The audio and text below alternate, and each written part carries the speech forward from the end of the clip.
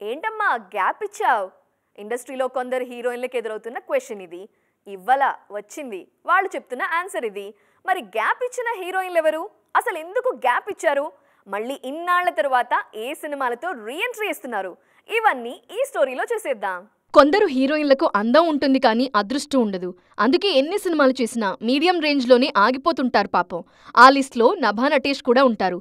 నన్ను దోచుకుందువటే సినిమాతో ఎంట్రీ ఇచ్చిన ఈ బ్యూటీ ఇస్మార్ట్ శంకర్తో గుర్తింపు తెచ్చుకున్నారు. తర్వాత కొన్ని సినిమాల్లో నటించినా అవంతగా వర్కౌట్ అవ్వలేదు. 3 ఏళ్ల కింద యాక్సిడెంట్ అవటంతో సినిమాలకు బ్రేక్ ఇచ్చారు నభా నటేష్. మళ్లీ ఇన్నేళ్ల తరువాత వరుస సినిమాలకు సైన్ చేస్తున్నారు.